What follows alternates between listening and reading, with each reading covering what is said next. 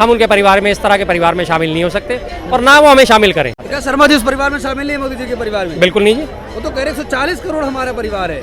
नहीं नहीं, 140 तो वही मैंने पूछा ना कि 140 करोड़ परिवार है, तो 140 करोड़ परिवार अगर उनका है तो वो मणिपुर क्या देश से बाहर है? मैं बार बार पूछना चाहता हूँ उनसे, मणिपुर के लोगों को क्या वो अपना नहीं मानते? क्या वो हमारी ये हरियाणा की जो पहलवान बहन बेटियां थी, क्या वो उन्हें अपना नहीं मानते? क्या वो 140 करोड़ में शामिल नहीं होती या उनकी गिनती अलग से है? बिल्किस बानो के हत्यारे और बलात्कारी को जब गुजरात में छोड़ा गया था, क्या वो उनके परिवार में शामिल नहीं थी? उनके लिए उनके मुंह से एक भी शब्द फूटा, सांत्वना के शब्द फूटे? ब्रजभूषण शरण सिंह जिसके ऊपर यौन शोषण के आरोप थे, क्या वो उनके परिवार में शामिल है या नहीं है? तो खुद कह रहे हैं मोदी। हाँ, वो खुद कह रहे हैं ना। तो क्या ऐसे बलात्कारियों का परिवार वो पाल के बैठेंगे? अगर आप बीजेपी के बलात्कारी को लिस्ट निकालें तो दर्जनों बलात्कारी बीजेपी में बैठे हुए हैं, जिनके ऊपर पॉक्सो एक्ट चल रहे हैं, जिनके ऊपर रेप के मुकदमे चल रहे हैं। तो क्या वो परिवार उनका चिन्मय, कुलदीप सेंगर, रामदुलार गौंड और बीएचयू के जो आईटी सेल के 3 पदाधिकारी थे जो बीएचयू में लड़की का गैंग रेप करा था, क्या ऐसा परिवार है उनका? भाई हमें तो ऐसा परिवार नहीं चाहिए। ये मणिपुर जो है क्या देश से बाहर है? जो पहलवान बहन बेटियां हमारी धरने पे बैठी थी, क्या वो देश से बाहर की थी? क्या वो हमारे भारत देश की नहीं थी जिनके लिए उनका मुंह नहीं खुला? क्या हमारे किसान जो लगातार प्रदर्शन कर रहे हैं वो किसी दूसरे देश से आए हुए हैं? क्या वो बांग्लादेश के, भूटान के, म्यांमार के या अड़ोसी पड़ोसी किसी देश के हैं? क्या वो पाकिस्तानी है? क्या वो अफगानिस्तानी है? जिनके बारे में वो सोच नहीं रहे, जिनके बारे में वो देख नहीं रहे, जिनके बारे में वो सुन नहीं रहे, सुनना भी नहीं चाहते, देखना भी नहीं चाहते, उन्हें आने के लिए परमिशन नहीं दी जा रही, दिल्ली आने की परमिशन नहीं दी जा रही। स्वागत है आप सभी का। लोकसभा की तारीखों का ऐलान बहुत जल्द होने वाला है। हम जनता के बीच जा रहे हैं और जानने की कोशिश करेंगे कि आखिर जनता 2024 में क्या चाहती है, क्या बदलाव होगा या फिर एक बार मोदी पर ही भरोसा करेगी जनता? क्या लगता है बहुत जल्द तारीखों का ऐलान होने वाला है? हाँ बिल्कुल होने वाला। बदलाव की नहीं? बिल्कुल होगा साहब, बिल्कुल होगा, होना भी चाहिए और होगा भी, दोनों ही चीज मैं कहता हूँ। प्रधानमंत्री कह रहे 400 पार। कहने दीजिए, कहने में क्या है, बोलते अब आदमी की जबान नहीं पकड़ी जा सकती किसी भी किस्म से। अगर वो कह रहे हैं 400 पार तो कहने दीजिए, कोई दिक्कत नहीं, हर कोई समस्या नहीं हमें, वो कह दे, लेकिन जनता तय करेगी ना लास्ट एंड फाइनल। तो कोई 400 पार हो पाते हैं या 200 पार हो पाते हैं या 200 भी पार नहीं हो पाते। एक और नारा दे दिए, मोदी का परिवार, कह रहे पूरा देश मेरा परिवार है। हाँ जी बिल्कुल, वो सही बात कहते हैं कि मोदी जी का परिवार, पूरा देश मेरा परिवार है। तो मैं उनसे ये पूछना चाहता हूँ कि ये मणिपुर जो है क्या देश से बाहर है?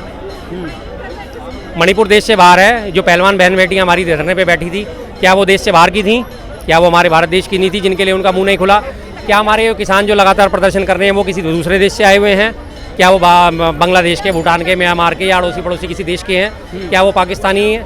क्या वो अफगानिस्तानी है? जिनके बारे में वो सोच नहीं रहे, जिनके बारे में वो देख नहीं रहे, जिनके बारे में वो सुन नहीं रहे, सुनना भी नहीं चाहते, देखना भी नहीं चाहते, उन्हें आने के लिए परमिशन नहीं दी जा रही, दिल्ली आने की परमिशन नहीं दी जा रही, सीधी सी बात है।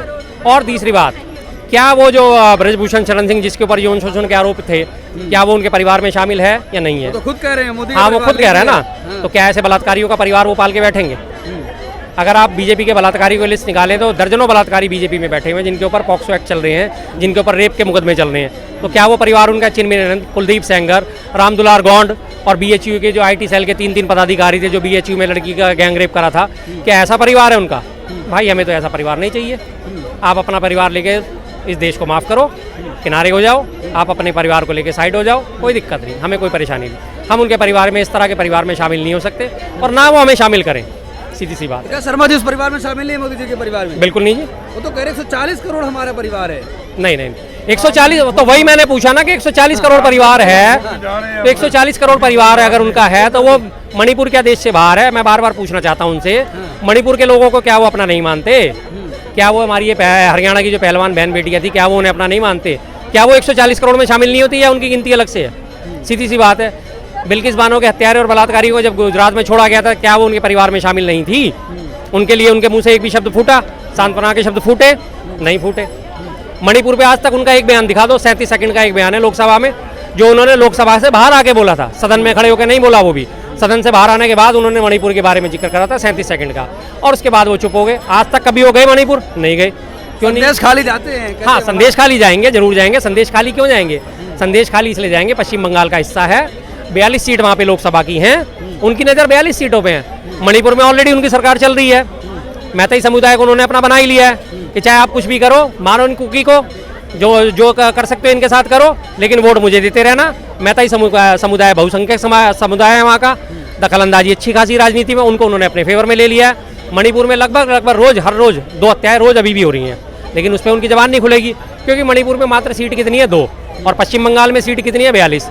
क्या पश्चिम बंगाल में इस तरह की नग्न परेड हुई? मैं मानता हूँ दोनों घटनाओं में समानता नहीं है, मणिपुर की घटना ज़्यादा भयावह है तो उतनी ही घटना भयावह जो है वो उसकी भी है, पश्चिम बंगाल की भी। स्त्री के साथ कहीं भी अत्याचार हो वो गलत है, निंदनीय है। तो लेकिन उनको एक नज़रिए से क्यों देखते हैं? मणिपुर उन्हें क्यों नहीं दिखता? पश्चिम बंगाल फौरन उन्हें दिख गया। क्यों दिख गया? आने वाले लोकसभा के चुनाव हैं, 42 सीट उन्हें सामने सामने नजर आ रही हैं कि मैं इस मुद्दे को उठाऊंगा, मैं इस मुद्दे को भुनाऊंगा तो मुझे 42 सीट मिल जाएंगी। चलिए अभी पता करते हैं क्या लगता है। मोदी जी कह रहे परिवार 140 करोड़ जनता मेरा परिवार है, आप भी मानते हैं? सुनिए, कांग्रेसी जो है ना, हाँ। अब छोड़ के इसी परिवार में आ रहे हैं जिनको ये बलात्कारी बता रहे हैं।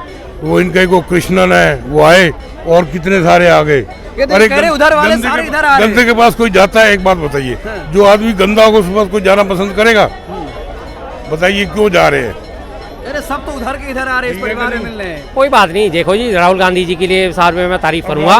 उन्होंने एक बात बोली थी कि जो कायर हैं वो मेरे साथ ना रहें, जो योद्धा हैं जो लड़ सकते हैं वो मेरे साथ आएँ, जो कायर हैं वो छोड़ के जा सकते हैं, उनके लिए रास्ते हमेशा खुले हुए हैं। तो जो कायर हैं, अगर कांग्रेसी में जो कायर साबित होते हैं वो उनके बस की लड़ना नहीं है। आज सत्ता इतनी निरंकुश हो चुकी है, इतनी तानाशाही हो चुकी है, उनके बस की लड़ना नहीं है और वो छोड़ के जाना चाह रहे हैं, जा सकते हैं, चले जाएं, कोई दिक्कत नहीं। आवाज मुखर कौन करता है? जिसकी रीढ़ की हड्डी में दम होता है, सीधी सी बात है। जो ताकतवर है वही आवाज मुखर करेगा, जिसमें लड़ने का जज्बा है वो आवाज मुखर करेगा। कायर लोग आवाज मुखर नहीं कर सकते। कायर होगी तो इनका जो पुराना इतिहास अगर उठा के देखा जाए तो सावरकर कायर ही थे, उन्हीं की एक्टर है रणदीप हुड्डा, कह रहे हाँ अगर जी। सावरकर की बात मानी हो गई होती तो बहुत पहले आजाद हो गया होता भारत। एक्टर है, पहली सबसे पहली चीज आपने उन्हीं की इसी बात पे बोल खोल दी, एक्टर है। एक्टर जो है, एक्टर क्या होते हैं? पैसे के खिलाड़ी। आप उन्हें आज पैसे दे दो, आज आपके लिए नाच लेंगे, कल आप उन्हें पैसे दे दो, कल इनके लिए नाच लेंगे।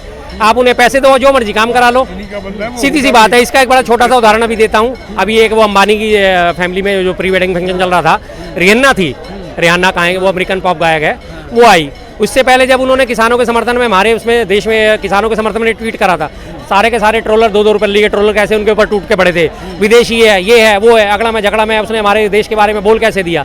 और अभी जब उसे 74-75 करोड़ रुपए मिले, वो आके अंबानी की फैमिली में आके डांस करके चली गई। तो वो तो पैसे से बिकते हैं। रही बात रणदीप हुड्डा की, दुकानदारी चल नहीं दे रही। एक उन्होंने ना अपनी वो फिल्म बना ली है, इसी बहाने वो सोच रहे हैं मेरी फिल्म चल जाएगी, मुझे भी कुछ पैसा मिल जाएगा, मेरी भी कुछ इंडस्ट्री में पैठ बन जाएगी।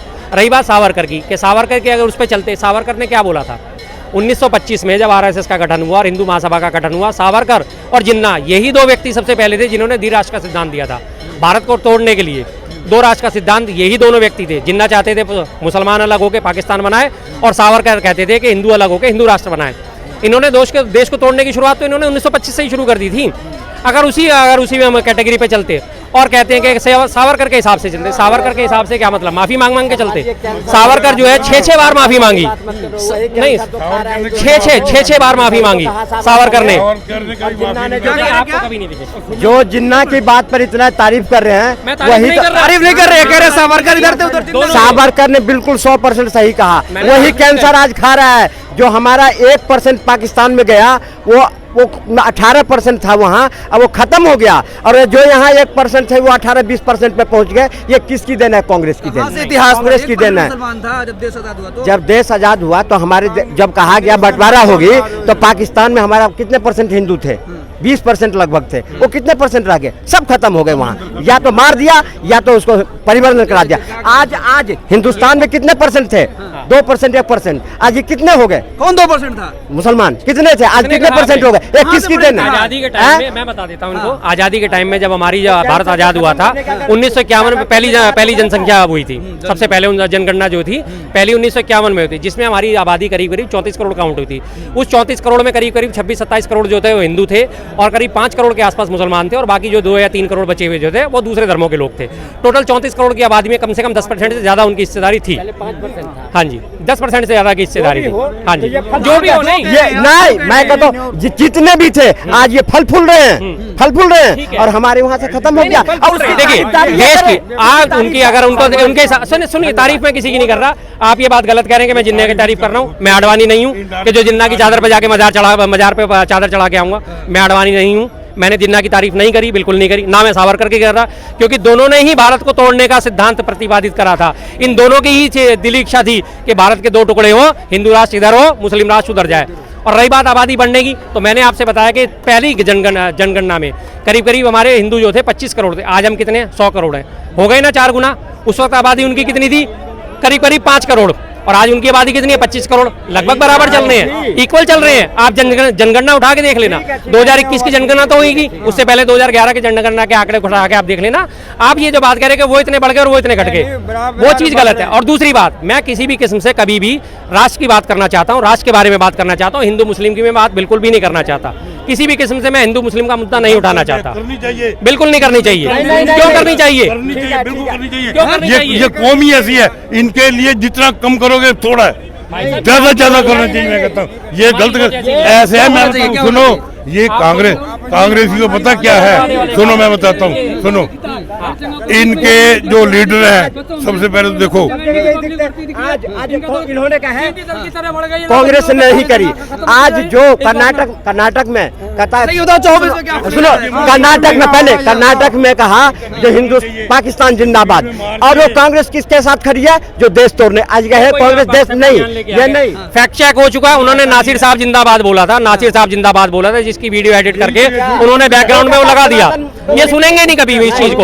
और मैंने आपसे फिर बात कही, मैं इस मुद्दे पे बात नहीं करना चाहता, ये सेंसिटिव एरिया है, सेंसिटिव मुद्दा है, हिंदू मुस्लिम का मुद्दा है। यहाँ के अभी कोई शुरुआत हो जाएगी गलत, बिल्कुल। मैं इस बारे में बात, राष्ट्र के बारे में बात करेंगे, मैं बात करूंगा। बात हो रही थी जिस तरीके से रणदीप हुड्डा ने कहा है कि महात्मा गांधी की वजह से आजादी लेट में मिली है।